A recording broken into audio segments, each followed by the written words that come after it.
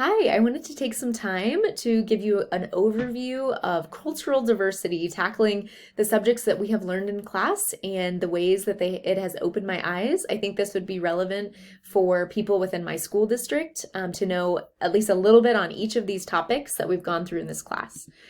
To start off, wanted to give a little disclaimer about who I am, some descriptors that you could use to define me, or some are surfacey and some are below the surface. So first, I'm a follower of Christ. I love the Lord. That is very important to me, my religion, my faith. I'm white, a Midwesterner, teacher, wife, daughter, sister, and a woman who still has a whole lot to learn. And I've really enjoyed this class and the ways that it has grown, challenged, stretched me. So I'm excited to share with you some of the things I've learned. So first of all, there is an achievement gap. This is a reality, and that achievement gap directly correlates with race and socioeconomic status of families and children. This ethnocentrism, this deep down believing that your culture is better than others, that is, I really think, a key thing that is happening within our American culture that is part of the achievement gap. When students' basic needs aren't met, they're at significant disadvantage, and of course there's going to be a gap in their achievement. One of the articles talked about how in the U.S. teachers face more poverty, larger class sizes, and longer days.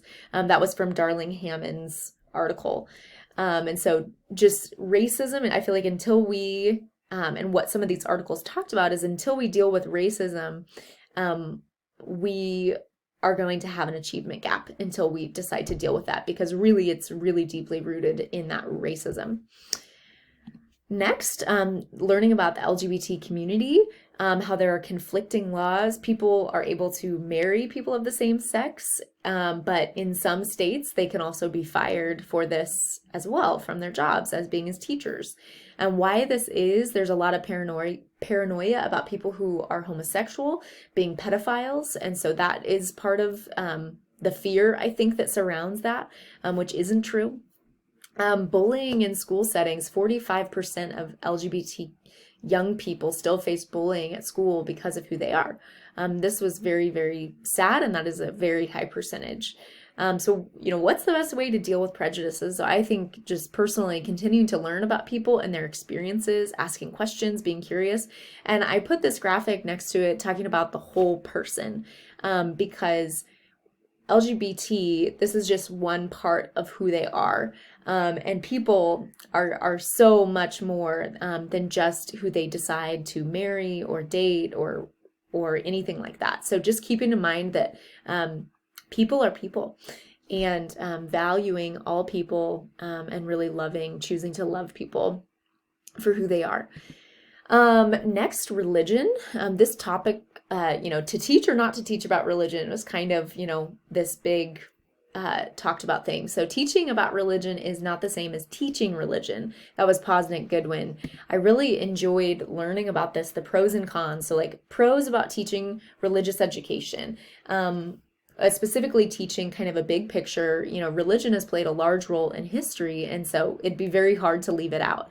I think that's very important for students to know some of the backgrounds in history. There's so much conflict that has happened because of different religions, and so it's very important. This can teach students to empathize with people who are very different than they are, and to seek to understand what they believe, and also debunking myths that students might have about certain groups of people. For cons, specifically when we start teaching from different holy books from different religions, whether that's the Bible or the Quran, just leaving out parts can get dangerous. Because context is very important. So another con would be challenging to find teachers to teach classes without expressing their own personal beliefs and experiences. And that proper training for teachers is very important for religious education. Oh man, the part on bias was huge. Unconscious bias is not deliberate. It does not reflect our goals and intentions. I really appreciated this. It's like, what's going on here? Why are we biased? First impressions really do matter. Confirmation bias, our brain is just looking to confirm our initial impressions of people. I call this making up stories in my mind. taking one thing that someone has done and then looking for it in every single interaction that I have. And that's just not fair. But our brains automatically do that. So how can we take action in this? Well, slowing down our thinking, recognizing and changing the way that we're thinking, also relying on our colleagues to help us see our biases as we're dealing with students, and then mentoring, specifically if you're someone from an advantaged group of people, really mentoring other people and opening up opportunities for those who are younger than you is an important action step here.